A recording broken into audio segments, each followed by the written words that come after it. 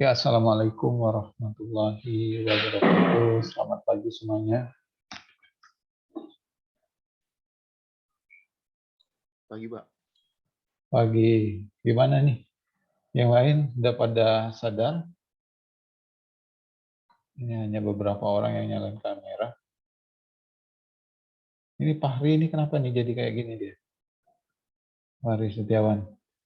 Sebentar Pak, kameranya tidak terdeteksi Pak. Oh, kelihatan seperti bule Anda. Oke, yang lain mana nih? Nggak apa-apa, belum mandi. Nggak sampai ke sini juga mampunya. Gimana kabarnya yang lain? Bisa merespon saya? Apa kabarnya? Sehat, Pak. Sehat ya? Sehat, Pak. Wah, baik. Sehat. Kayaknya lagi tidur, lagi berbaring di tempat tidur. Jam 8. Mata kuliah Pak Aidil. Jadi belum bisa nyalain kamera nih kayaknya. Ataupun nyalain kamera kemudian orangnya nggak tahu deh lanjut tidur lagi atau enggak. Ya. Oke teman-teman, cukup lumayan banyak ya anggota kelas kita. 90-an, ya. Hampir dekat 100 ya. Ini yang baru join 60. 61 termasuk saya. Harusnya kalau join semua, nah full ya. Full Zoom ini full. Bahkan tidak bisa join lagi. Kalau kuotanya 100. Tapi belum saya coba apakah kuota ini bisa lebih dari 100 atau tidak. Karena di kelas yang saya ampu, ada yang kuotanya kelasnya 100, bahkan kita lebih ditambah Asfa. Nggak pernah juga cukup yang join. Namun ketika KRS, ketika kelasnya kurang, WA. Ketika udah dapat, nggak join juga. Tapi begitulah, itulah yang terjadi. Oke, pada sehat, syukurlah. Tadi hari Jumat ini, yang katanya Jumat Barokah itu, semoga kita dapat keberkahan hari ini ya. Jadi kita hari ini akan melanjutkan materi pertemuan kita untuk kewirausahaan. Materi kita tentang kewirausahaan hari ini, setelah sebelumnya kita menjelaskan materi tentang apa tuh? Tentang berorientasi pada tindakan dan manajemen risiko. Ya. Punya rencana, punya planning, harus punya aksi. Jangan ngomong doang ya. Kemudian di setiap tindakan pasti ada risiko dan itu harus kita kontrol. Ya. Nah, harapannya setelah teman-teman mengenal ruang lingkup kewirausahaan, mulai dari mindsetnya diajak berpikir kreatif, berpikir perubahan, berorientasi pada tindakan, dan hari ini teman-teman layaknya punya usaha ataupun di dalam diri Anda, kita itu harus gali faktor X dalam diri, ya. Faktor X dalam diri dan kepemimpinan. Jadi materi kita hari ini ya, kepemimpinan dan faktor X dalam diri. Jadi sebenarnya kalau belajar kepemimpinan itu kalau yang suka karakternya, yang punya jiwa untuk mengendalikan organisasi atau mempengaruhi orang, kelompok, ya, memimpin lah ya. Ini materi yang menarik. Oke, sebelum lanjut ke materi, ada yang teman-teman mau ceritakan di pagi ini? Atau ada yang punya puisi boleh pagi ini? Mau curhat dong Pak? Tapi saya bukan ini ya, bukan Ustaz. Nah, Ustaz juga curhat dong Pak. Ya, enggak ya? Ada? Belum ada ya? Oke, kalau belum ada. Saya share screen ya. Materi kita. Terlihat slide saya, teman-teman.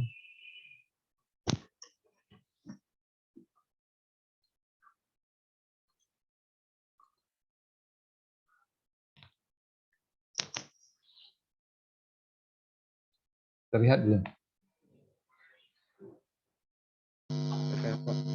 Terlihat ya? Oke, syukur.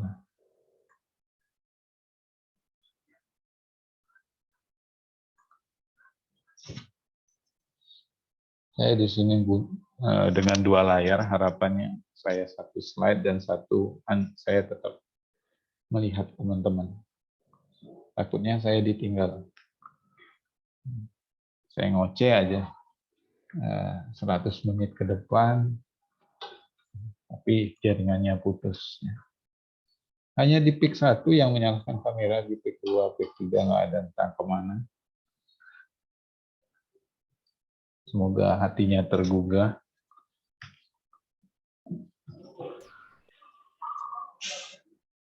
Gimana? Oke, terima kasih. Terima kasih teman-teman yang nyalakan kamera. Ya, jadi materi kita hari ini adalah materinya tentang kepemimpinan dan faktor X dalam diri. Tapi apa hubungannya dengan kewirausahaan? Anda layaknya memimpin sebuah usaha Anda.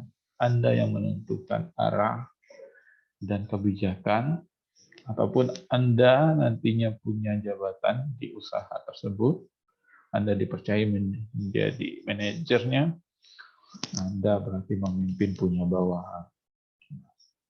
Minimal, setidaknya kalaupun belum dalam konteks yang cukup besar, minimal kita bisa memimpin diri kita sendiri. Yang menentukan kemana arah kita, masa depan kita, tugas dan tanggung jawab kita saat ini. Kita kan punya tanggung jawab, teman-teman punya tanggung jawab, dipercayakan orang tua untuk kuliah, orang tua percaya, mereka bayar UKT-nya, mereka tahu anaknya kuliah dengan bangga yang menceritakan. Semester ini saya bayar UKT saya. Anak saya sudah 2, mereka semua kuliah semua. Itu adalah harapan orang. Anda adalah bertanggung jawab untuk kepercayaan itu. Minimal Anda punya jiwa kepemimpinan untuk diri Anda. Ya, menentukan arah selanjutnya. Kemudian, apa yang menjadi pertanyaan dalam diri kita? Setiap diri kita punya peran dalam hidup ini. Jadi nggak mungkin kita dilahirkan tanpa sebab, tanpa alasan, ataupun tanpa peran di dunia ini. Jadi kita punya potensi dalam diri kita. Saya percaya semuanya punya potensi. Dan itu adalah faktor X yang ada dalam diri. Ya, walaupun kita belum tahu faktor X dalam diri kita, itu adalah potensi. Ya, itu bisa digali dengan lingkungan kita sekitar, dengan kita berorganisasi dengan teman, ataupun dengan teman-teman menekuni kegiatannya. Itu faktor X dalam diri. Nah, tujuan dari pembelajaran ini, teman-teman, menjelaskan pentingnya kepemimpinan bagi seorang wirausaha. Kalaupun belum masuk dalam konteks sebagai entrepreneur atau wirausahawan, Anda pentingnya ini kepemimpinan dalam diri. Ambil seperti itu. Ataupun nanti Anda memulai usaha, Anda menentukan kebijakan, menentukan arah. Dan menjelaskan, yang kedua, tujuan kedua menjelaskan perbedaan manajer dan pemimpin. Menjelaskan gaya kepemimpinan, kita tahu ya, pemimpin ini ada yang otoriter, ada yang enggak, ada yang bisa mendengarkan, atau ada yang bisa mengayomi. Ataupun mereka pemimpin yang nggak bisa memberikan contoh. Jadi kita bisa menilai di konteks mana. Ataupun kita nanti kalau jadi pemimpin, kita di posisi mana nih yang orang sedang. Ya.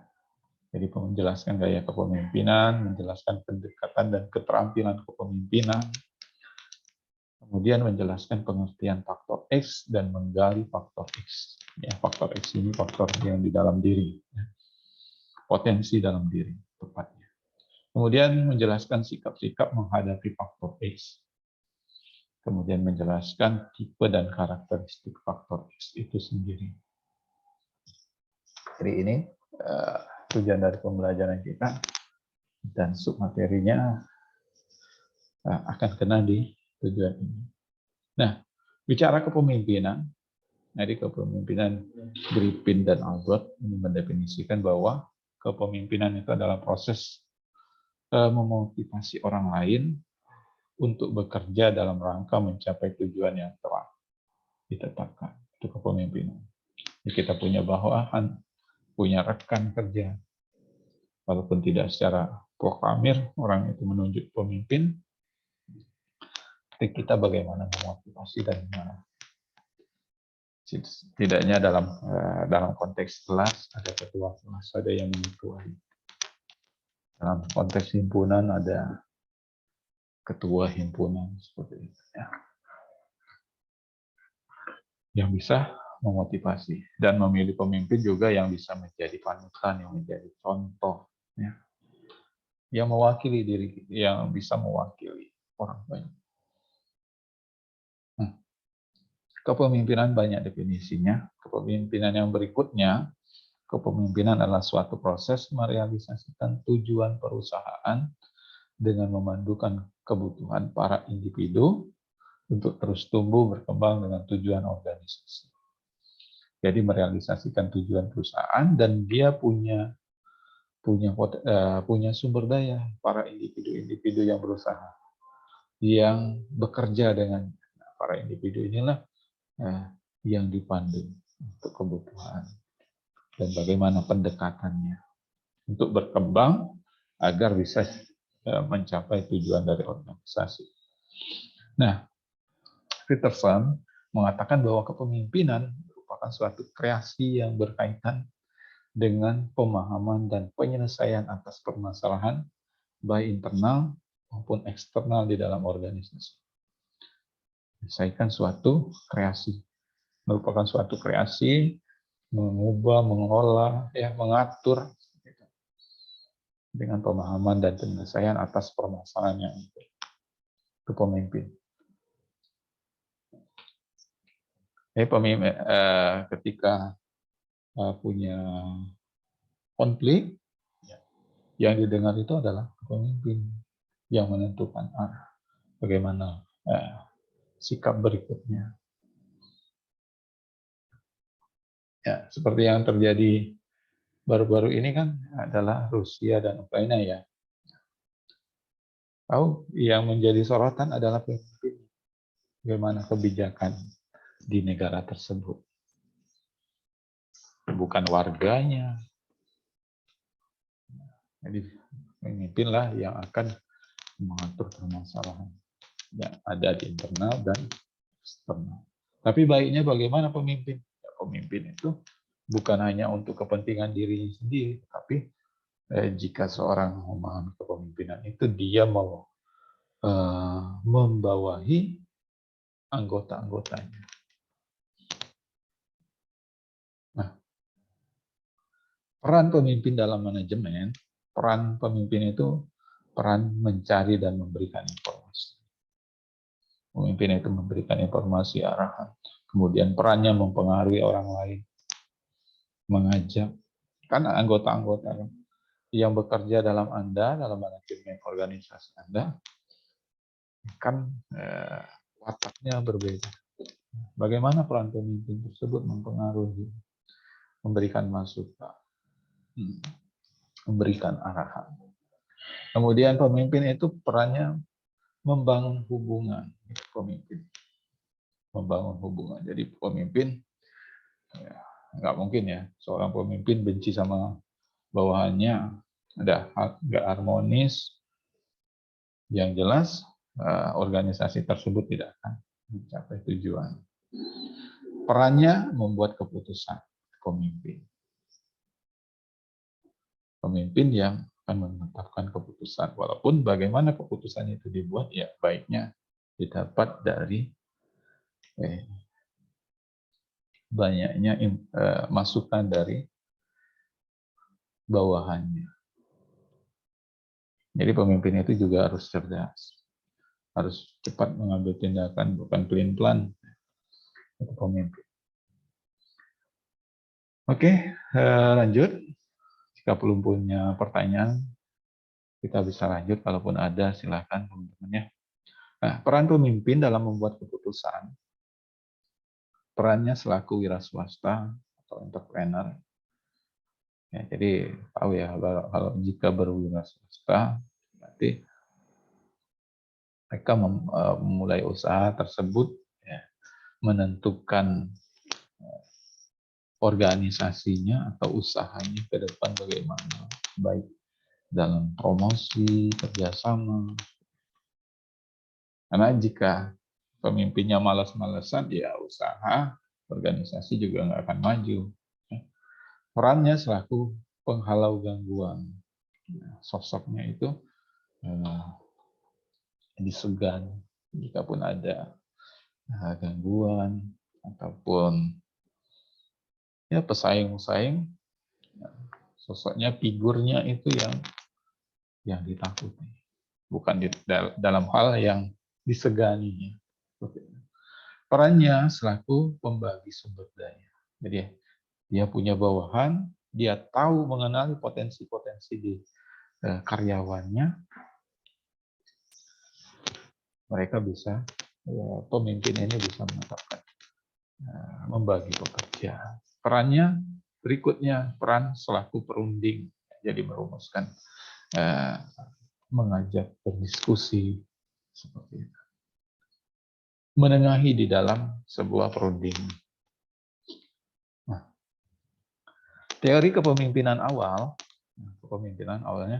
berfokus pada pemimpin, teori ciri dan cara kepemimpinan berinteraksi dengan anggota.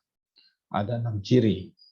Adanya dorongan dalam dirinya, kehendak untuk memimpin, bukan didorong. Ya akhirnya pemimpin yang karena ditunjuk itu, ya diam. Karena pemimpin itu yang berani. Memang hendaknya dasarnya keluar dari diri. Kejujuran, yang pasti harus jujur, pemimpin itu punya integritas. Tidak jujur, ya bawahannya yang akan ngomong di belakang. Tidak punya integritas, ya berarti punya track record yang buruk. Malulah ya, bawahannya punya pemimpin kok yang nggak punya integritas. Pemimpin juga harus cerdas, ya. Nggak mau belajar, nggak mau tugas malas-malasan, ya tidak punya kecerdasan, ya tidak mau belajar, ya tidak cerdas. Nah, cerdas di sini juga dalam persoalan beliau tahu informasinya, duduk persoalan, dan pemimpin ini harus percaya diri. Semuanya juga harus percaya diri ya pada konteksnya. Harus percaya diri untuk memimpin, berani untuk berbicara, berani untuk mengungkapkan pendapat, berani untuk menentukan pemerintah, percaya diri. Tapi bukan juga sombong atau gagah-gagahan, ya, percaya diri di sini. Dan pengetahuan terkait pekerjaan. Itu adalah teori kepemimpinan awal. Nah, inilah ciri kepemimpinan awal, teori kepemimpinan. Adanya dorongan, adanya kehendak untuk memimpin, jujur, integritas, cerdas, percaya diri, dan pengetahuan terkait pekerjaan. Setidaknya ketika belum menjadi pemimpin, Anda belajar cari informasi terkait pekerjaan. Jadi tidak melulu seorang pemimpin itu langsung naik ditunjuk jadi pemimpin. Mereka bisa berawal dari karyawan, kemudian naik jabatan, dipromosikan. Oke, berikutnya keputusan pemimpin. Terkadang membuat keputusan ini adalah hal yang harus dipertimbangkan dan terkadang juga membuat keputusan itu harus cepat. Ya, jika suatu, ya gimana Ilham? Halo Pak, izin Ya, bertanya Pak. silakan. Eh, Kalau dalam kepemimpinan kan biasa kan eh, ini ya Pak, bisa menggerakkan anggota-anggota lainnya gitu Pak. Ya, Nah itu gitu. untuk tips yang seperti itu bagaimana ya Pak untuk menjadi pemimpin yang dapat menggerakkan yang lainnya? Oke, jadi yang pertama yang seperti yang di slide sebelumnya ya, Anda harus percaya diri, kemudian Anda punya integritas, sebelumnya punya track record diri Anda yang baik, sudah itu. Jika Anda menggerakkan orang lain, pastikan Anda berani menyampaikan pendapat, arahan, bagaimana mengambil hati mereka. Ya, mengambil hati mereka seperti Anda bukan elus-elus orangnya, tapi bagaimana Anda berada di posisi agar Anda bisa mengenalinya lebih dekat. Jadi bagaimana untuk mengendalikan organisasi punya bawahan, kita harus jaga reputasi kita, punya integritas kita.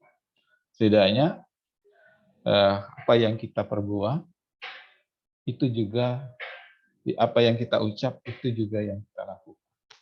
Kita pun sudah mencontohkan hal yang baik. Misalkan di organisasi menyuruh agar teman-teman tepat waktu.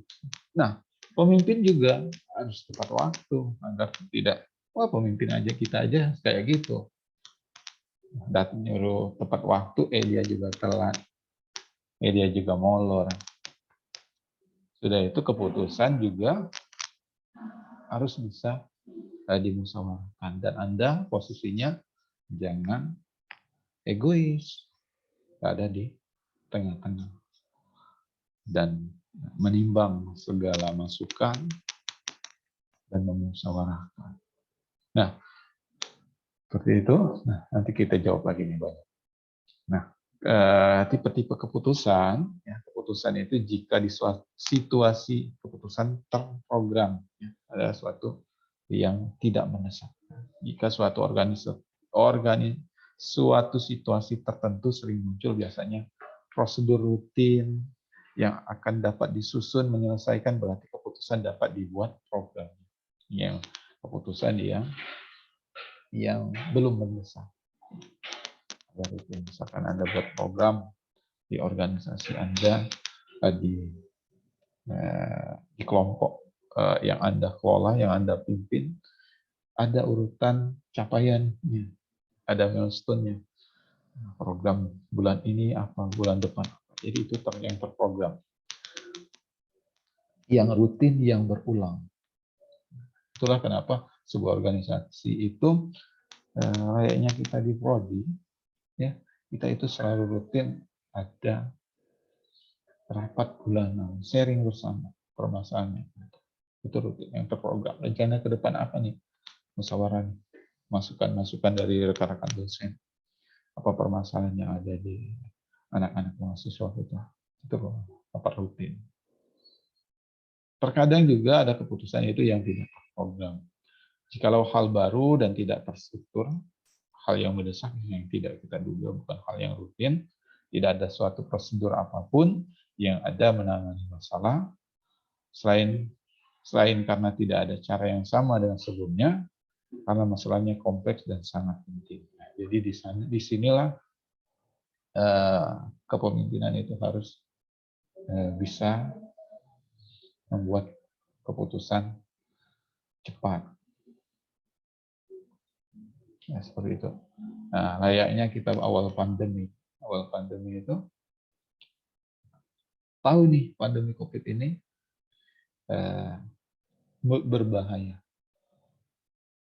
berbahaya dan ini menyebabkan kematian bila terkena virus ini. Keputusan itu harus cepat. Itu bukan hal yang rutin terjadi. Baru nih awalnya. Keputusannya apa? Menghentikan segala program belajar dan keputusannya berikutnya gimana agar tetap belajar sehingga dibuatkan keputusan secara online. Nah, setelah itu awal. Kalau sekarang sudah berjalan 2 tahun, itu juga sudah terprogram. Keputusan yang awal yang mendesak, tidak terprogram dalam konteks belajar. Sekarang bagaimana pembelajaran online yang efektif. Ya. Jadi kepemimpinan itu harus bisa menimbang keputusan. Ya, ada keputusan yang terprogram, yang rutin, dan ada yang tidak terprogram atau yang mendesak. Di saat yang mendesak harus punya keputusan. Diam bukan berarti menyelesaikan masalah. Nah, ini gaya kepemimpinan. Teori kepemimpinan adalah berbagai kondisi para pemimpin dengan penampilan fisik, intelijensia, dan kemampuan berbicara di kalangan publik bukan ciri khas yang harus dimiliki oleh pemimpin. Ya. Punya fisik, ya punya penampilan pakaian yang meyakinkan, lah. Meyakinkan, punya fisik yang meyakinkan.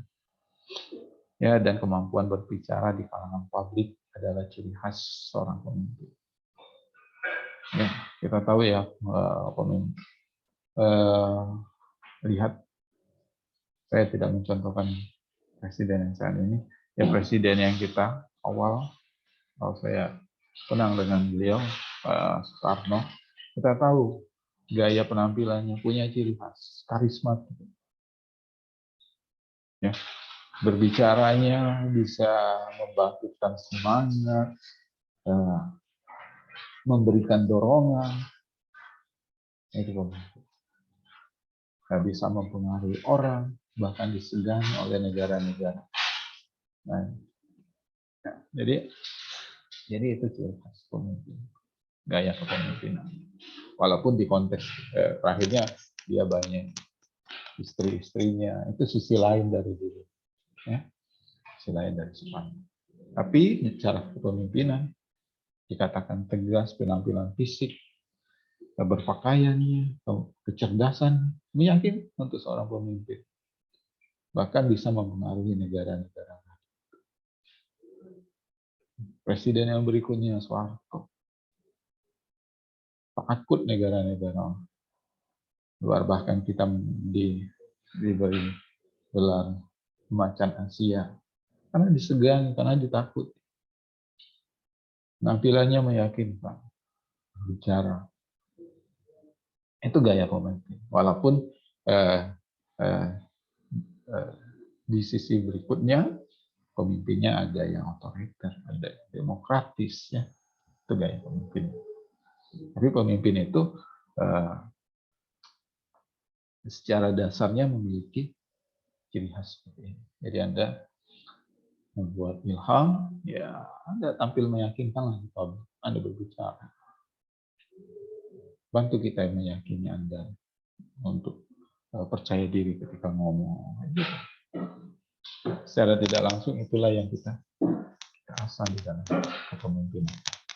Oke. Jadi balik lagi ke konteks ini ya.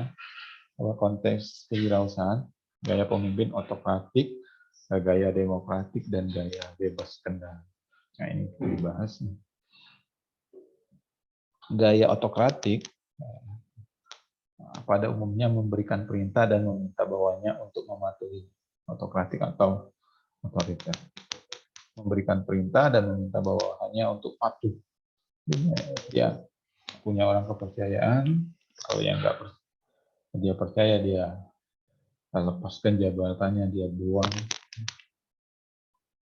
Jadi kepemimpinannya harus dipatuhi. Demokratik, demokrasi. Pada umumnya meminta masukan kepada bawah.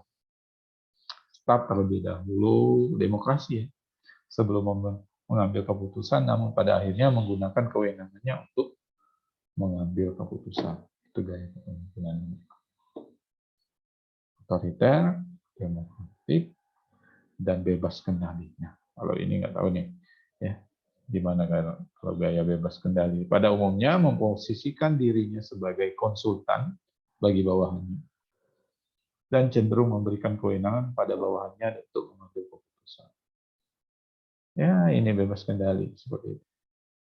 Sosok figurnya saja yang berdiri sebagai pemimpin, tapi bawahannya yang banyak memberi masukan atau bahkan bawahannya yang ngomong. Itu gaya. Ada bisa nilai sendiri mana ini contoh gaya otoriter, mana demokrasi, mana bebas kendali, semau-maunya aja. Tapi sosok figur ada, pemimpin itu ada. Itu lagi jenis-jenis kepemimpinan. Ya. Banyak yang ditunjuk pemimpin, tapi dia tahu orang yang di bawahnya yang mensupport, sehingga orang yang di bawahnya yang lebih berkuasa.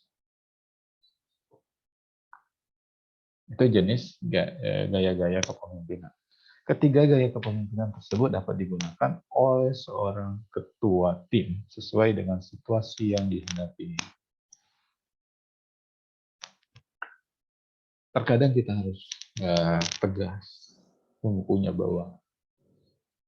Tegas. Punya sanksi jika yang tidak pernah masuk, tidak punya kabar, harus tegas. Kadang kita harus punya demokrasi ketika suatu masalah itu bisa dirembukan, minta masukan, tapi tetap keputusan di pemimpin.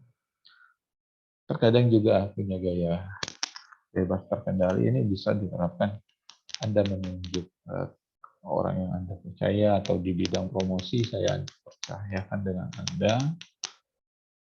Berarti bagaimana untuk promosinya usaha kita, menurut Anda telah punya kepercayaan. Tapi baiknya kita mengetahui itu. Itu gaya kepemimpinan. Jadi di situasi di sini meliputi waktu, ketunjukan pekerjaan, kemampuan bawahan, pemimpin, teman sekerja, kemampuan dan harapan-harapan bawahan, serta kematangan bawahan. Jadi ketiga pemimpinan ini digunakan oleh ketua tim sesuai dengan situasi yang dihadapi. Jadi melihat juga nih potensi bawahannya, ya. Orang yang dia delegasi. Ya. Nah, gaya kepemimpinan berikutnya ada 4 menurut Blacksmill. Ya. Pemimpin yang lazim adalah kepemimpinan situasional, leadership berdasarkan interaksi antara pengarahan atau direct dan support yang dia berikan. Ini terdiri dari 4 gaya pemimpinannya, ada telling atau direct dan structuring, ya, selling, problem solving, dan coach di membimbing, kemudian melaksanakan dan delegation. Nah, ini dijelaskan. Telling, ya, telling ini atau direct atau structuring, seorang pemimpin yang senang mengambil keputusan sendiri dengan memberikan instruksi yang jelas dan mengawasi secara ketat serta memberikan penilaian terhadap mereka yang tidak melaksanakan sesuai dengan apa yang diharapkan. Gaya pemimpin menurut Neil, ya. Jadi dia mengambil keputusan sendiri, kemudian dia menunjuk seseorang, tapi dia mengawasi dan menilai. Ada coach, sifatnya yang mau melibatkan bawahan dalam pembuatan suatu keputusan, membimbing. Biasanya yang lebih aja ya, membimbing. Yang ketiga, participating, adanya atau developing ya adanya kesediaan dari pemimpin untuk memberikan kesempatan bawahannya agar dapat berkembang, bertanggung jawab, serta memberikan dukungan sepenuhnya mengenai apa yang mereka perlu lakukan. Itu juga gaya kepemimpinan. Jadi memberikan kesempatan kepada bawahannya dan memberikan support, dukungan. Yang keempat, delegasi, yaitu memberikan banyak tanggung jawab kepada bawahannya dan memberikan kesempatan mereka untuk memecahkan permasalahan.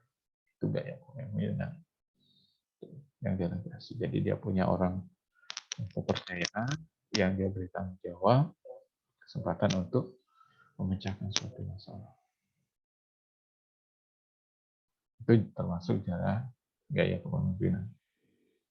Nah, syarat pemimpin harus punya kekuasaan, adalah otorisasi dan delegasi yang memberikan wewenang kepada pemimpin untuk mempengaruhi dan menggerakkan bawahannya untuk berbuat sesuatu dalam rangka penyelesaian tugas. Jadi dia punya kekuasaan untuk memerintahkan bawahannya, untuk mempengaruhi, untuk menggerakkan. Punya kuasa. Ya, pastinya yang bawahan juga tahu bahwa pemimpin ini harus ditaati, dihormati, ya, dipatuhi perintahnya, kan gitu benar. Nah, pemimpin ini juga harus punya wibawa, merupakan keunggulan, kelebihan utama sehingga pemimpin mampu mengatur orang lain dan patuh padanya. Harus punya kelebihan utama untuk mengatur orang lain, punya wibawa dalam berbicara, dalam bertindak, dalam bersikap, punya wibawa. Jadi pemimpin itu kalau menurut saya bukan orang yang galak, bukan berarti harus jadi orang yang galak dengan ancaman. Itu bukanlah orang yang saya senangi untuk karakter pemimpinnya, menurut saya. Pemimpin itu harus punya wibawa, bukan untuk ditakuti. Kayak harimau, kayak singa, yang ada dihindari orang. Kemudian kemampuan, pemimpin itu harus punya kemampuan sumber daya, kekuatan, kesanggupan, kecakapan, serta teknis maupun sosial yang melebihi anggotanya. Nah, itu syarat pemimpin. 3 syarat pemimpin itu: kekuatan, kewibawaannya, dan kemampuan. Harus lebih cerdas dari anggotanya. Kalau enggak, tahu deh bawahannya bahwa kita ini diwakili oleh orang yang tidak. Ataupun Anda tahu ya, kalau nonton rapat DPR ada yang tidur, Anda bisa tahu. Orang yang mewakili kita di parlemen, orang yang tidak bisa menyuarakan suara kita. Jadi pemimpin itu pilih yang punya track record. Jadi memang jelang-jelang pilpres, jelang-jelang pemilihan umum, ya mereka baru 1 tahun, 2 tahun ini membangun reputasi. Tapi baiknya kita cari telusuri pemimpin itu, cari track record-nya. Oke, syarat kepemimpinan dari Stottgill yang dikutip James menyatakan pemimpin itu harus mempunyai kelebihan sebagai persyaratan, antara lain kepastian, ya, membuat keputusan, cerdas, punya kewaspadaan, kemampuan berbicara, kemampuan menilai, itu pemimpin. Prestasi, gelar kesarjanaan, ilmu pengetahuan, dan bidang ilmu lain penting. Itu pemimpin. Berprestasi ya, punya gelar kesarjanaan, makin tinggi pendidikannya, ya Itu meyakinkan. Punya tanggung jawab, berani, tekun, mandiri, kreatif, ulet, percaya diri, agresif, itu syarat pemimpin. Ya, tanggung jawab pastinya. Setidaknya yang laki-laki, Anda akan jadi kepala keluarga, Anda akan bertanggung jawab untuk keluarga, cari nafkah, itu syarat pemimpin. Tekun, mandiri, ya. Partisipasi aktif, memiliki stabilitas tinggi, ya, tinggi ini ya, kooperatif dan mampu bergaul. Kepemimpinan itu punya status, kedudukan sosial, ekonomi cukup tinggi dan tenar, bangun reputasi, punya reputasi, kedudukan itu sudah punya reputasi. Setidaknya di dalam CV Anda pengalaman berorganisasi, pengalaman memimpin sebuah diskusi, itu kan jadi status atau kedudukan. Pemimpin itu ada yang formal dan informal.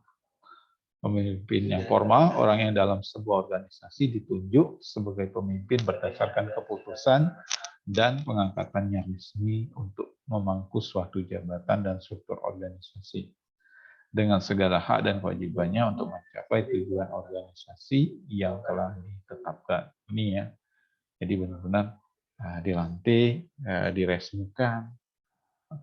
Ini pemimpin yang kedua. Adalah pemimpin informal, orang yang tidak secara resmi diangkat sebagai pemimpin yang ditunjuk, tetapi merupakan kehormatan yang biasanya karena mempunyai kelebihan ditunjuk sebagai pemimpin. Ini dari hasil bersama. Pemimpin ditunjuk sebagai pemimpin sehingga mampu mempengaruhi kondisi psikis dan perilaku suatu kelompok. Biasanya orang yang dituahi, orang yang sudah pengalaman.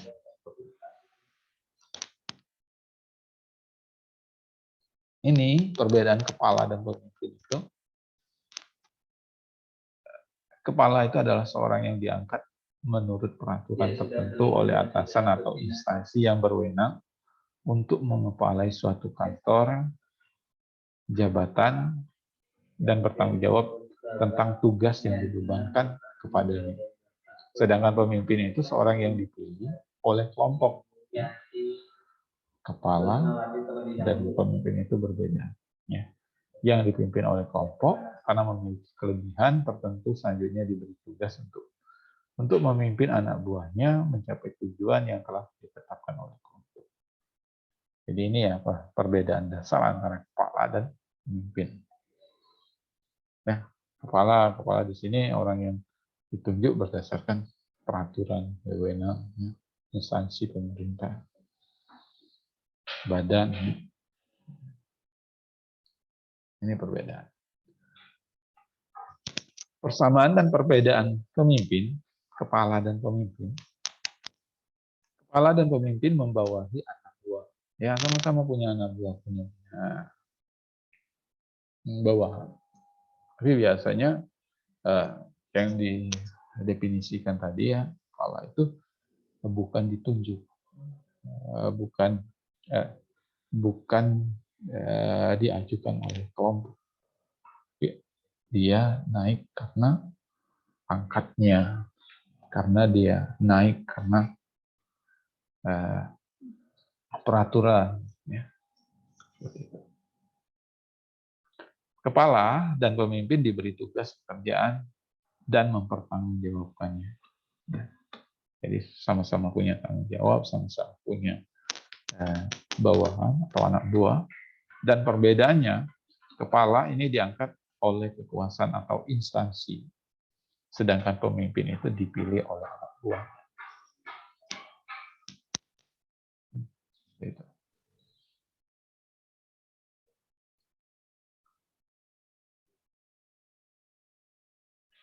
Kepala, kekuasaannya berasal dari kekuasaan, peraturan, kekuasaan, dan kekuasaan atasannya. Ya. Ada atasannya namanya, seperti kepala dinas. Jadi ada atasannya lagi ya. Kalau pemimpin itu layaknya presiden itu dipilih. Nah, sedangkan pemimpin kekuasaannya menurut peraturan dan berdasarkan kepercayaan anak buahnya itu pemimpin. Kepala bertanggung jawab kepada atasannya, sedangkan pemimpin bertanggung jawab terhadap terhadap atasannya, juga bersedia bertanggung jawab juga kepada anak buahnya. Kepala bertindak sebagai penguasa, sedangkan pemimpin berperan sebagai pencetus ide organisasi dan mengkoordinir. Yang kelima, perbedaan yang berikutnya, kepala ini tidak merupakan bagian dari anak buah, dan pemimpin ini merupakan bagian dari anak buah, karena orang yang mewakili dari organisasi. Jadi ini perbedaannya ya. Tapi sama-sama punya anak buah dan nah, 3 kasus dalam kepemimpinan tim. Tim yang kompak, nah, ini tim yang dikatakan kompak, tim yang selalu mengerjakan kerjaannya secara bersama-sama dan saling membantu, baik yang berhubungan dengan pekerjaan maupun di luar pekerjaan. Tim yang kurang kompak, ada juga bekerja secara sendiri, mengabaikan pengarahan yang diberikan teman atau ketua timnya, dan masing-masing bekerja atas memenuhi segi formal, kurang disertai dengan semangat, pengabdian, dan kurang ikhlas dalam melaksanakan sesuatu itu ya, kurang kompak. Yang tidak kompak ya cenderung tidak dapat dipertahankan lagi dan masing-masing anggotanya merasa lebih baik jika tim segera diakhiri. Nah, ini yang tidak kompak. Nah, ini contoh kasus kepemimpinan. Kita mau jadi pemimpin ya di mana? Itu di diri kita. Jadi kalau mau timnya kompak, mau bawahan Anda, organisasi Anda kompak, ya harus bekerja sama dalam masalahnya bersama-sama. Sering ajak briefing, sering ajak kumpul keluarga. Itu dibangun keluarga. Yang kurang kompak ya yang sendiri-sendiri. Contohnya kalau kerja kelompok ada satu orang yang bekerja, ada yang lain ikut nama doang. Itu pemimpin. Itu kasus kepemimpinan dalam kelompok. Ada yang tidak kelompok, kok sudah bentuk kelompok, tapi merasa lebih baik saya mengerjakannya sendiri karena nggak ada yang kerja. Itu sebaiknya segera diakhiri. Banyak sekali ya. Ini pendekatan kepemimpinan model terkini. Ada kepemimpinan transformasional dan transaksional. Ini transaksional, pemimpin yang membimbing dan memotivasi pengikutnya menuju tujuan yang telah ditetapkan dengan memperjelas dan persyaratan tugas. Ada transaksi. Kemudian pemimpin transformasional, pemimpin yang memberikan inspirasi, bertindak melebihi kepentingan pribadi demi organisasi. Ini transformasional. Dia sudah ada di organisasi itu, melebihi kepentingan pribadi. Kepemimpinan karismatik dan visioner. Nah, ada yang pemimpin yang karismatik, yang antusias, percaya diri, yang kepribadian dan tindakannya mempengaruhi orang untuk berperilaku dengan cara tertentu. Yang karismatik jadi contoh dari bawahannya. Ataupun ada pemimpin yang visioner. Pemimpin yang melampaui karisma karena kemampuannya menciptakan dan menyatakan visi yang realistis, layak dipercaya, menarik, mengenai masa depan, itu visioner. Ini pendekatan kepemimpinan untuk model terkini. Ya, jadi moderator terus tak kuliah. Jadi dia aman. Ini lanjut pendekatan kepemimpinan model terkini. Lanjut ke pemimpinan. Pertama, pemimpin tim adalah berhubungan dengan pihak luar. Kedua, pemimpin adalah menyelesaikan masalah. Ya. Dia yang di depannya, kalau pemimpin. Pemimpin adalah manajer konflik, yang mengatur permasalahan. Yang keempat, pemimpin adalah pembina. Pembina itu karena dia punya bawahannya yang dia arahkan. Manajer konflik, dia yang mengatur masalah tersebut. Menyelesaikan duduk persoalan, dimusyawarahkan.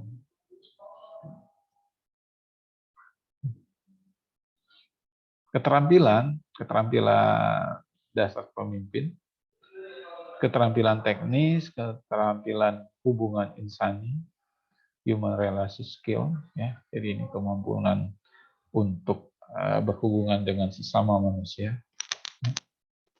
Bagaimana melakukan pendekatan dengan bawahan, pihak luar, itu kemampuan seorang pemimpin. Punya bawahan, lihat tuh, apabila kinerjanya menurun, mungkin Anda harus panggil, ajak diskusi. Mungkin dia punya masalah di rumah, punya konflik di luar, ataupun konflik di dalam organisasi. Ada punya hubungan. Pemimpin. Punya ruangan, panggil, lihat kinerjanya. Bukan langsung memvonis, kamu saya beri nilai buruk karena menurun. Pemimpin harus punya hubungan insan, kedekatan. Bukan langsung punya bawahan, punya sekretaris, udah langsung dipacarin juga. Jadi punya hubungan yang baik, punya konsep. Ya, pemimpin itu harus punya konsep, mengambil keputusan, ya, dan bisa memanajemen waktu. Bagi yang kerja mungkin banyak sekali kriterianya dengan materi ini. Oh, saya harus cari pemimpin keluarga saya yang begini. Banyak nih syarat-syarat untuk yang cowok. Yang cowok juga semoga bisa menerapkan. Ataupun semuanya ya bisa. Setidaknya belajar untuk kepemimpinan.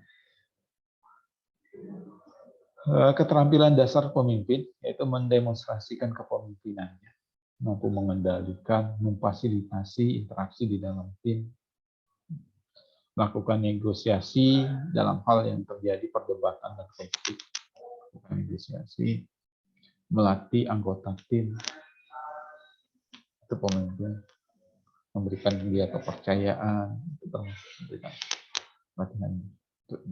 memberikan pengarahan untuk meningkatkan kinerja tim, itu pemimpin. Mempresentasikan gagasan secara persuasif dan membina hubungan dengan berbagai tingkat manajemen.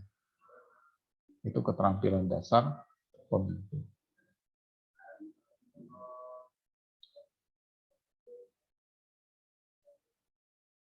Ini perilaku pemimpin yang efektif, ya, teman-teman. Memberikan contoh kepada para karyawan, pada bawahannya. Menciptakan suatu tatanan dan keyakinan bagi karyawannya dengan bergairah untuk bekerja. Memberikan semangat. Ya, kita tahu kalau pemimpin kita semangat, rajin, bawahannya juga akan mencontoh. Memfokuskan budaya, upaya pada karyawan terhadap tujuan yang menantang dan terus mengarahkan mereka kepada tujuan tersebut. Sudah punya karyawan, apresiasi setiap apa yang dia kerjakan.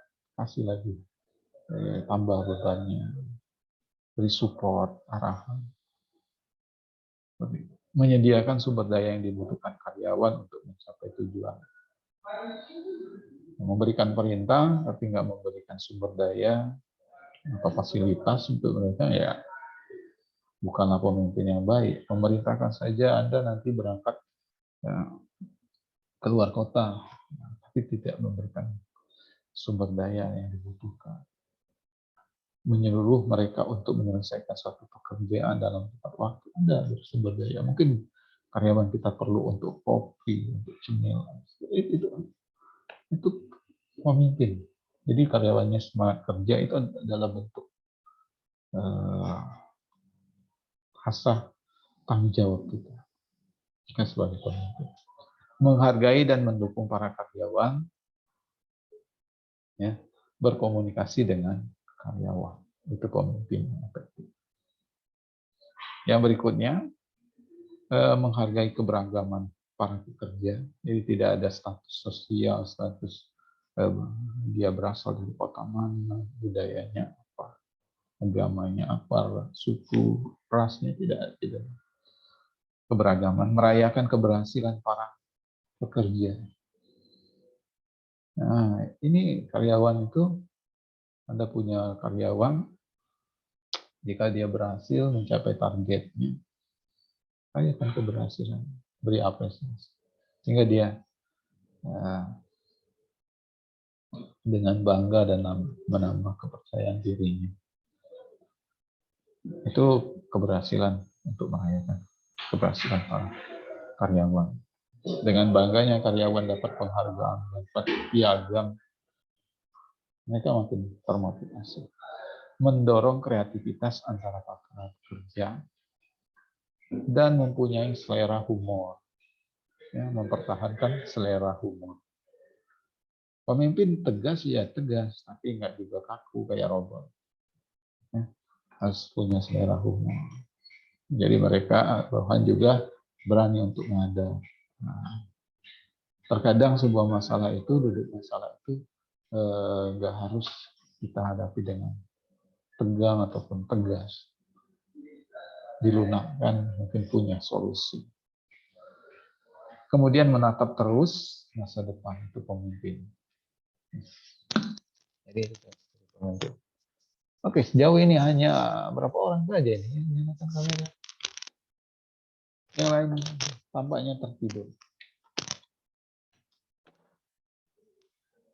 Beriming-iming jadi pemimpin. Ya. Jadi ini contoh perilaku pemimpin yang efektif. Menghargai keberagaman, ya, punya selera humor ya pasti. Memberikan apresiasi kepada karyawan, berkomunikasi dengan baik. Nah, oke, sampai di sini untuk kepemimpinan. Ada yang ditanya lagi, teman-teman? Semoga inilah materi tentang kepemimpinan. Jadi setiap diri kita itu punya tanggung jawab. Setidaknya belum menjadi pemimpin organisasi yang besar, Anda adalah pemimpin diri sendiri. Mempertanggungjawabkan apa yang Anda perbuat. Anda, kalaupun Anda mewadahi atau memimpin sebuah organisasi atau kelompok Anda berarti Anda punya rekan bawahan Anda yang percaya dengan Anda.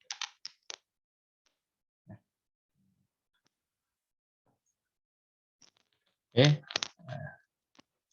kita bisa lanjutkan faktor X dalam diri. Apa sih X dalam diri ini? Ya. Jadi menurut Qualcomm, jadi yang meneliti tentang kesuksesan manusia menemukan karya-karya besar, ternyata tidak ditentukan oleh tinggi skornya IQ yang dimiliki oleh manusia. Jadi latar belakang keluarga, tanggal lahir tidak ditentukan seperti ini. Dari IQ, dari faktor keluarga, tanggal lahir, darah biru atau bukan, melainkan dedikasi suci untuk mencapai pintu keluar dari berbagai labirin kesulitan. Jadi itu semuanya punya potensi. Tidak atas dasar dia darah biru, dia darah bangsawan, dia ada anak orang berada, ya, IQ-nya tinggi. Tapi itu dari dedikasi atau ketekunan mencari pintu keluar dari berbagai kesulitan. Jadi, Wacom ini menyebutkan bahwa dedikasi itu sebagai suatu kecerdasan praktis. Ya.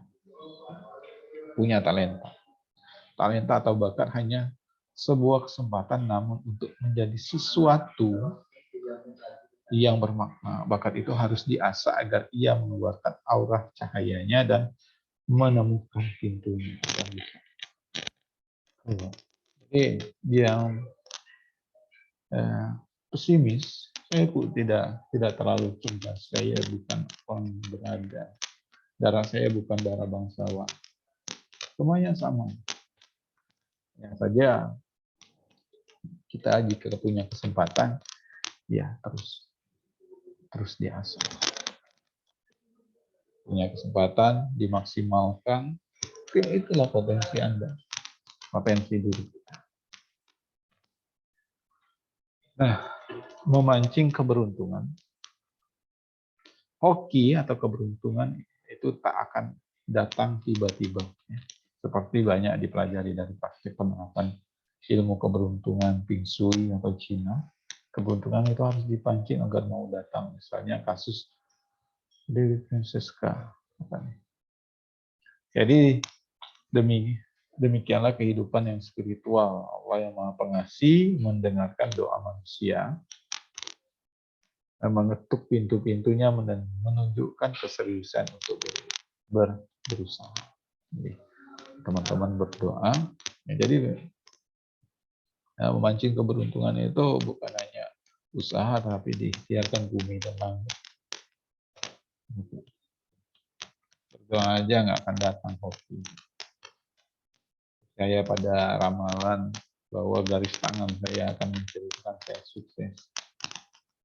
Harus punya usaha. Dan keberuntungan hanya datang pada orang yang siap, yang sejak awal cocok untuk menerima. Itulah yang disebut pintu oleh Maxwell dan kecerdasan praktis oleh Bedwell atau dedikasi suci. Jadi keberuntungan itu hanya datang untuk orang yang siap. Jadi ketika pun Anda lagi tahap belajar, ya ini adalah pintu untuk menuju kesuksesan. Nah, bakat menemukan pintunya, faktor X itu melekat dalam diri Anda masing-masing dan baru menjadi faktor X yang besar kalau Anda berhasil menemukan pintunya, menemukan potensi dalam diri kita. Ya. X itu yang dicari, maka ditemukan dan bentuklah potensi-potensi kita. Kita punya potensi yang mana? Coba selagi di usia muda. Punya kesempatan, ikuti gali semua kesempatannya. Jadi kesempatan itu untuk orang yang siap, untuk orang yang telah kesuksesan itu untuk orang yang telah siap. Ya. Sikap Anda terhadap pintu itu akan tercermin pada apa yang Anda dapatkan. Sikap itu adalah sebuah pilihan. Sikap itu adalah pilihan, sama seperti kedewasaan. Kedewasaan itu adalah pilihan. Nah, pilihannya bermacam-macam, ada yang mendiamkannya saja, dia punya potensi, dia punya kesempatan. Ia adalah orang yang percaya diri dengan bakatnya dan membiarkan pintunya menemukan dirinya sendiri. Menemukan dirinya. Dia punya potensi, saya percaya, nanti biar potensi saya keluar sendiri. Ataupun mengirim sinyal positif, mengetuk pintu dengan bahasa tubuh, apakah itu penampilannya menarik, suaranya khas, dan sebagainya. Kita tahu potensi, ya, sinyal-sinyal yang ada di diri. Kita suka yang bagaimana. Dan mengetuk pintu-pintu, mereka sadar bahwa pintu itu akan terbuka kecuali mereka mendatangi dan mengetuk-ketuknya. Jika tidak terbuka, Anda harus pergi mencari pintu lain, mencari dan mengetuk.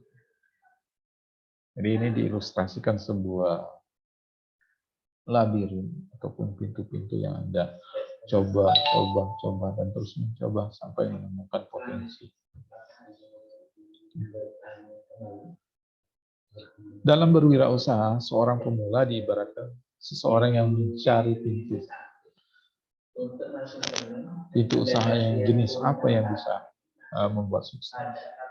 Sukses itu dicapai adalah sebuah keberhasilan mengetuk pintu yang sesuai dengan minat dan masa depannya. Jadi untuk menemukan pintu itu, ia harus mengetuk dan menemukannya. Ia melawan rasa nyaman sampai benar-benar mendapatkan jawaban yang setimpal. Itu, ya. Jadi sama mencari potensi diri itu, potensi dalam diri itu dicoba potensi saya yang mana. Anda mungkin punya suara yang bagus, ikut nyanyi kayak. Ataupun Anda dalam kelompok kuliah Anda tertarik di keilmuan yang mana, dicoba. Di program saya nggak bisa, mungkin Anda coba di jaring. Ya, silakan. Ya. Nah, X kecil dan X besar. Ini faktor X adalah sesuatu yang harus kita cari dan kita miliki. Ia akan menemani siapa saja yang ingin berubah menjadi lebih baik. Dan ingat, orang yang tidak ingin berubah tidak memiliki faktor X besar, namun itu hanyalah X kecil yang berarti sebuah kenyamanan. Berada di zona nyaman, berarti dia tidak menggali potensinya lebih. Ia sudah nyaman dengan kondisi yang sekarang dan tentu saja hidupnya tidak akan mengalami kemajuan. Merasa sudah kaya, sudah punya harta dari orang tua, tapi itu bisa habis. Hidupnya stuck di sana saja. Tidak akan mengalami kemajuan. Itu contoh bagaimana kita keluar dari suatu yang zona nyaman, yang sudah nyaman. Itu agar dari X kecil menjadi X besar. Nah, entrepreneur adalah seorang yang berjuang untuk mengejar kenyamanan baru. Ia bergerak, berjalan, berpikir, mengetuk pintu, mengambil resiko, mencari produk, membuat dan membangun usaha, mendatangi pelanggan. Itu adalah kerjaan seorang entrepreneur atau wirausahawan. Jadi sama seperti kita, kalau teman-teman kita dosen, kalau kerja, ya sebagai dosen, ya, kalau mau cukup berada di zona nyaman, gaji bulanan ada, ngajar ada, tapi bagaimana agar mencari sesuatu yang lebih, dengan mengajukan penelitian, cari hibah. Tapi bagi yang sebagian merasa di zona nyaman, sudah berkecukupan, jadi tidak ada target lebih. Nah, ini contoh faktor X yang melekat di diri Anda, yaitu bendanya tak berwujud namun dapat dirasakan. Itu potensi. Awalnya ia berada di dalam diri Anda. Habis baterai.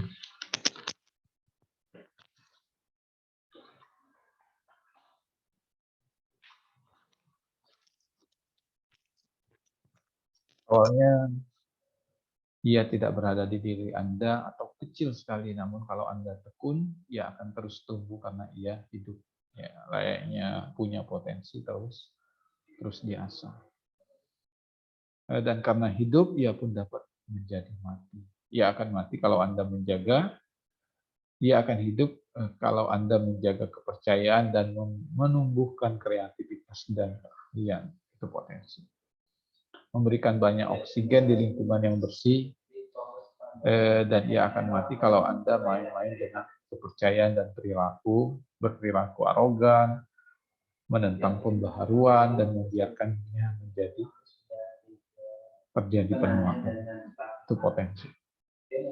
Atau jadi potensi dalam diri kita itu potensi X dalam diri itu ada melekat pada diri kita. Kita itu punya potensi. Setidaknya kita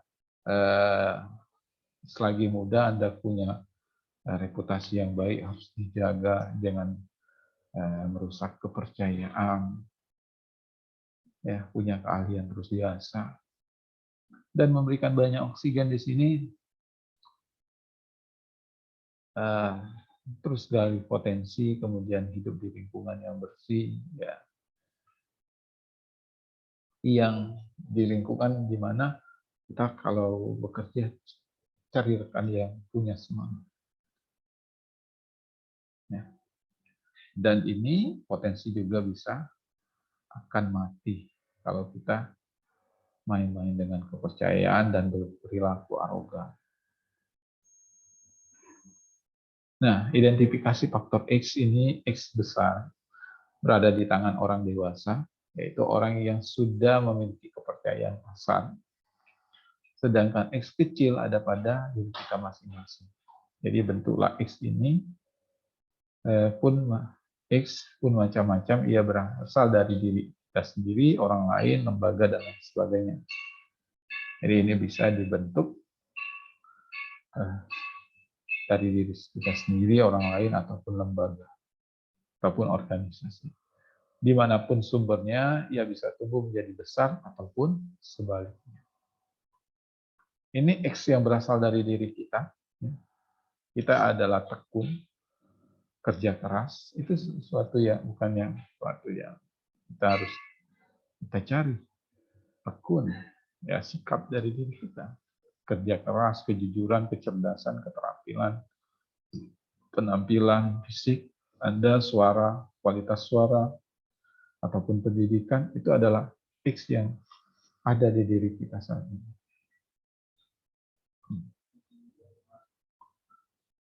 Ini saya rasa Anda punya bakat. Iya, pastinya punya bakat. Anda tidak mau kerja keras, ya itu sifat. Itu bisa diubah. Mulai sekarang berubah, kerja keras, jujur, harus tekun. Dan kita harus menunggang kuda-kuda yang berasal dari orang lain atau lembaga untuk menentukan pintu. Jadi diilustrasikan kuda ini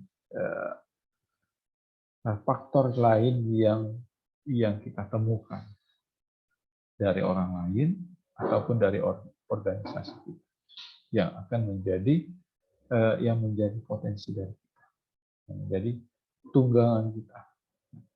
Dan orang tua, mertua, atasan, alma mater, kantor tempat Anda bekerja, pasangan hidup Anda, sahabat, keanggotaan suatu organisasi, itu bisa menjadi faktor X yang bisa kita gali selain faktor X dalam diri kita.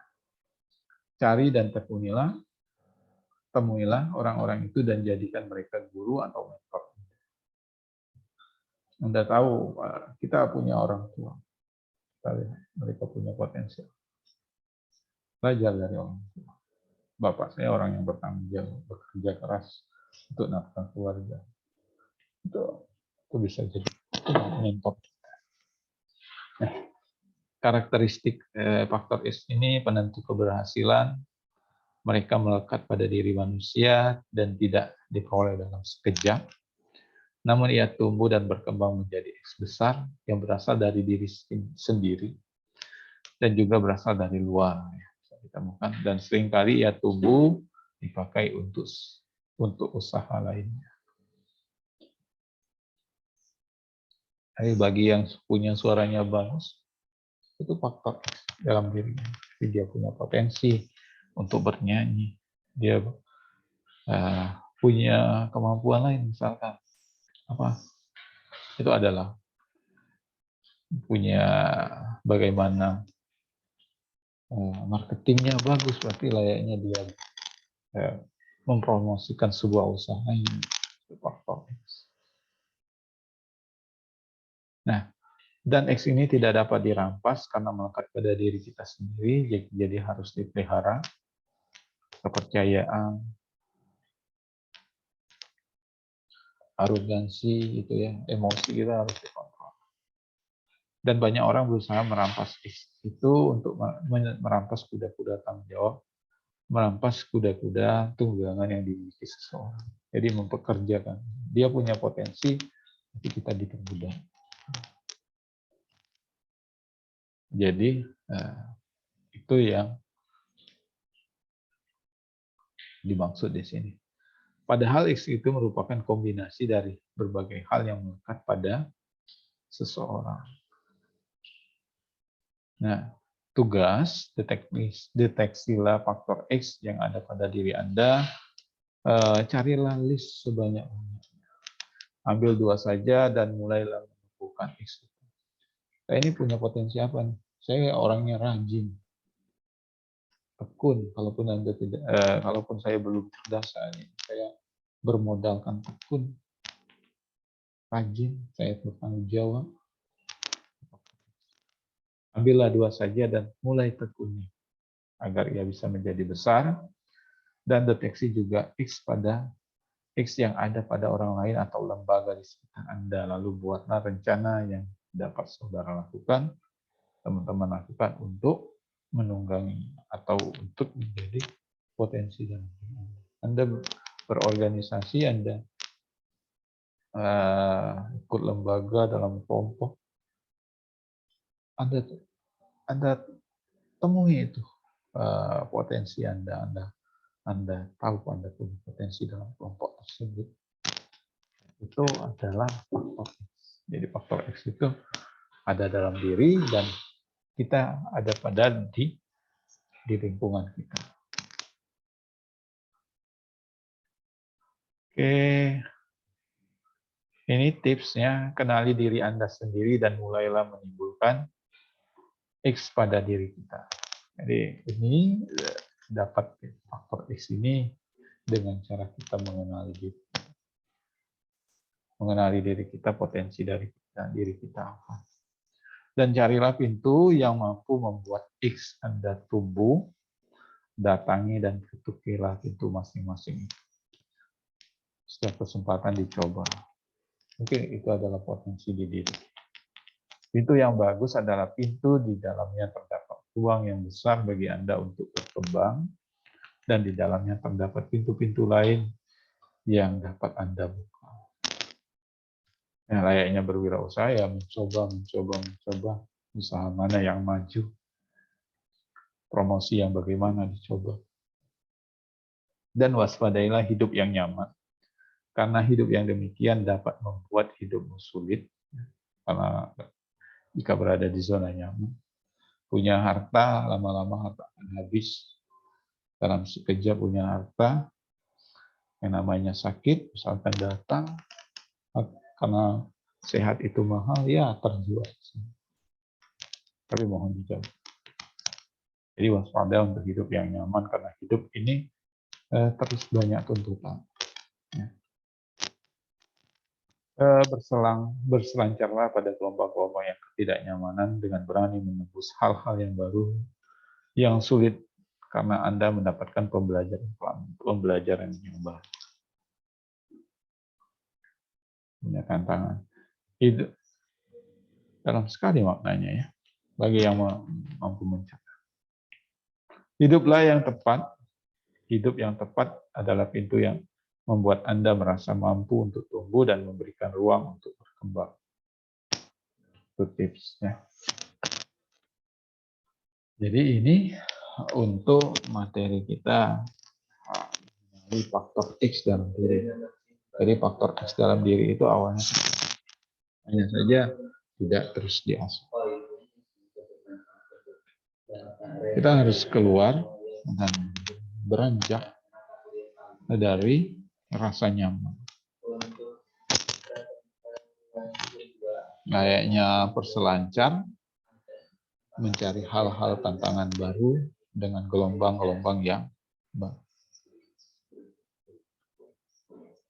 Oke, seperti itu untuk materinya. Jadi jika dikaitkan kaitannya dengan materi kewirausahaan, dari awal materinya kepemimpinan. Jadi layaknya Anda membangun sebuah usaha, Anda akan memimpin jalannya usaha. Anda punya karyawan, bagaimana mencapai target bulan pemasukan bulan ini. Kemudian menentukan sumber daya ini bagaimana untuk dikembangkan. Jadi tumbuh usaha Anda. Dan faktor X ini layaknya kita punya potensi di dalam wirausaha, punya bakat marketing, ataupun bakat untuk jika dikaitkan dalam kepemimpinan, ya, bisa mempengaruhi orang lain, mempromosikan produk, menawarkan produk, atau bekerja sama. Dan itu harus dijaga, kepercayaan, emosi. Terima kasih. Ini materi kita. Masih ada waktu jika ada yang ditanya. Ini pesan terakhirnya, kita ada realita di masa kini dan sejarah masa lalu. Dan masa depan kita bukanlah siapa-siapa tanpa niat usaha dan doa. Oke. Materi ini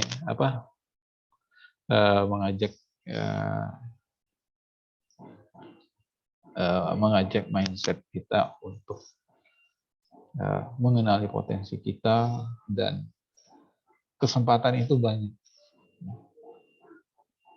Kesempatan itu banyak, dan hanya saja bagaimana kita memaksimalkan setiap kesempatan yang ada. Jadi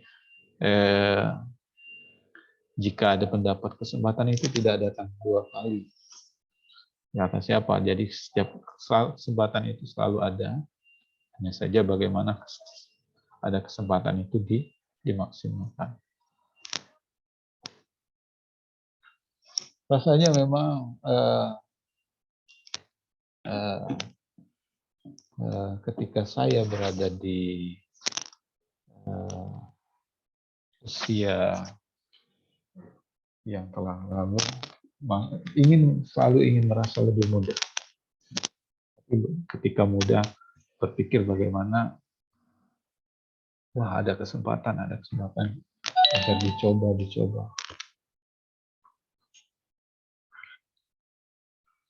Oke, seperti itu ya teman-temannya. Nanti slide ini saya share tentang berapa slide ini ya? Ini 39 slide. Oh iya. Jadi kita di materi ini sejauh ini materi kita Google Classroom. Sejauh ini materi kita mengajak mindset. Ya. Jadi agar intinya tersampaikan agar kita berada di memaksimalkan potensi di usia yang muda.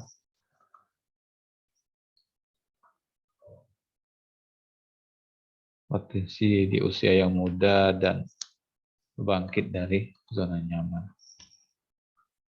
Berpikir kreatif, perubahan berorientasi pada tindakan. Nah, ini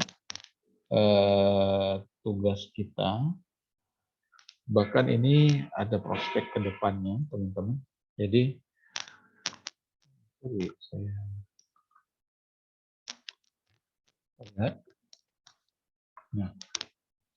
jadi tugas kita kaitannya dengan kewirausahaan. Anda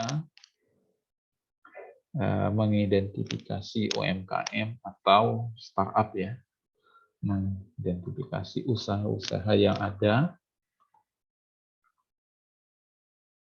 Nah, jadi Anda mengerjakannya secara berkelompok. Cara berkelompok beranggotakan 6 orang. Jadi kalau 6 orang di sini bagi kelompok akan menghasilkan berapa kelompoknya?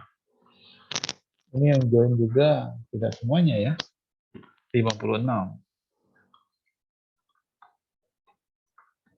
Nah, tim kelompok ini dibentuk selama perkuliahan mata kuliah semester mata kuliah kewirausahaan semester ini, semester genap ini. Jadi kelompok ini ditentukan di awal hingga akhir dari semester ini. Inilah kelompoknya 6 orang. Jadi diatur nih bagaimana kelompoknya, Anda atur siapa yang akan jadi ketua kelompok, siapa tim Anda, bekerja sama lah di sini. Ya. Nih, tidak ada nanti ada konflik, wah dia nggak kerja, jangan sampai. Kita telah belajar tentang bagaimana kewirausahaan, bagaimana kepemimpinan yang baik. Tugasnya teman-teman di mengidentifikasi UMKM atau usaha yang ada atau startup yang ada yang didomisili Anda saja. Jadi yang domisilinya berdekatan. Misalkan Anda di Lampung, sama-sama di Lampung. Jadi kelompoknya seperti ini. Identifikasi permasalahan yang ada dan pengembangan yang dapat dilakukan dari usaha tersebut. Jadi dengan penerapan IT-nya bagaimana, cari permasalahan UMKM atau startup itu. Misalkan mereka kolaps nih di tengah pandemi ini. Ini kenapa? Usahanya tidak maju, tidak berjalan. Apa kurang promosi atau potensinya tidak termaksimalkan? Cari identifikasi. Mungkin kerabat Anda, teman dekat Anda sering nongkrong di kafe-kafe, punya usaha. Masing-masing memiliki 3 list UMKM yang diidentifikasi. Masing-masing kelompok ya. Jadi kelompoknya 6 orang, cari. Sudah. Jadi isi di sini. Cari nama usahanya apa, startupnya apa, jenis usahanya bergerak di bidang apa, atau kerajinan kah, atau kuliner kah, lokasinya di mana, dan permasalahan yang teman-teman identifikasi. Kenapa usahanya nggak maju? Bisa kerajinan kah, atau tenun kah, seperti itu, ataupun kuliner, cari permasalahannya apa. Nah, kita di bidang IT mungkin kurangnya promosi ataupun kurangnya membuat media promosinya, literasi digitalnya kurang. Itu permasalahan. Ada identifikasi. Ini adalah tahap awal ya teman-teman ya. Tahap awal di tugas ini. RB sudah. Ini kelompok yang RB, ini kelompok kita. Karena baru mana kita kuliahnya di hari Jumat. Nah, jadi teman-teman minggu depan siapa kelompok 1 ya silakan dimusyawarahkan ya. Ini sudah dihitung jumlahnya akan ada 15 tim. 15 kelompok di kelas. Yang join hanya 55 orang. Kondisi akad banyak sekali. Inilah permasalahan yang jika online tidak dapat dipastikan. Tapi ya yang join harap dianggap tidaklah melakukan hal yang sia-sia, teman-teman. Nah, ini tugas dari awal. Anda mengidentifikasi kelompok, mengidentifikasi usaha yang ada di sekitar Anda, UMKM ataupun startup yang ada, apa permasalahan. Nanti hanya sebatas permasalahan. Nanti kita lanjut ke materi, kita kaitkan dengan materi. Bahkan ketika ketemu di harapannya, tujuan dari tugas ini, ada nggak saya sebut? Tidak ada ya. Tujuan dari tugas ini, setidaknya walaupun belum buka usaha, Anda terjun langsung di usaha yang ada. dekewirausahaan yang ada, MKM yang ada, startup yang ada. Apa permasalahannya? Anda ada berada di sana, apa yang mereka kurang menurut identifikasi Anda belajar di sini. Bagaimana membuat promosinya, nanti seperti itu. Bagaimana pengelolaan organisasinya.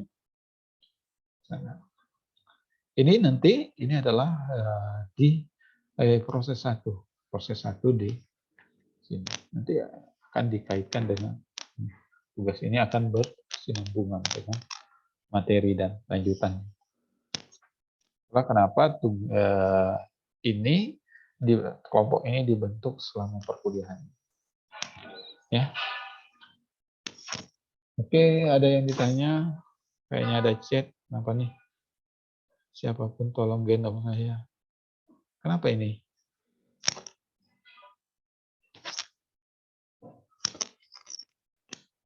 Digendong kemana nih? Ke tanah lapang?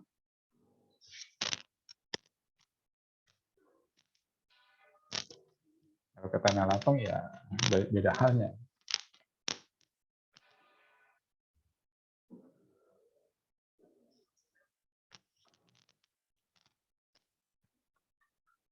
Oke, sampai di sini teman-teman. Ada yang ditanya? Perihal pembagian kelompok, ada satu angkatan kan di sini, ya? Atau ada angkatan 14, 15? Satu angkatan semua ya? Sudah saling kenal ya, Pak ya?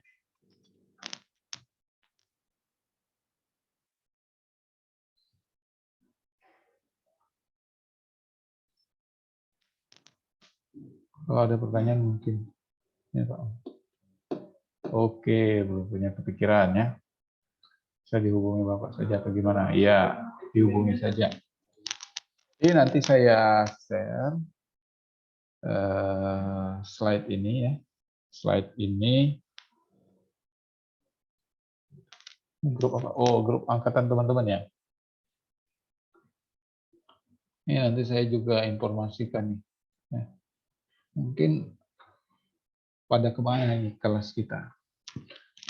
Kalau melihat di Siakat, banyak sekali kelas kewirausahaan ini. Baiknya memang sudah dipecah 3 kelas.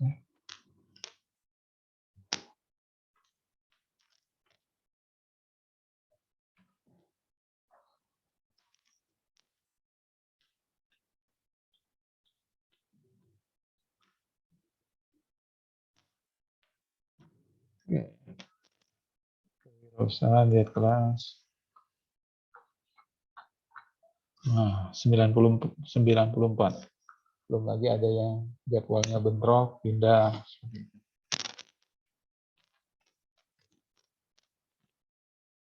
Jadi saya share untuk daftar ini ataupun teman-teman cari teman-temannya yang sering yang rajin kuliah lah. Yang nggak rajin ya itu risiko. Oke, sampai di sini untuk tugas dan materi. Nanti benar teman-temannya kalau ada yang ditanya nanti chat saja ataupun teman-teman ya berkomentar di sini. Ya. Oke, demikian ya untuk kuliah kita sudah lewat nih. Saya mohon maaf apabila ada yang salah ataupun ada yang kurang dalam hari ini. Saya akhiri. Wassalamualaikum warahmatullahi wabarakatuh dan selamat pagi teman-teman semuanya. Pagi Pak, terima kasih. Pagi, Pak. Pagi, mari. Mari. Ayo.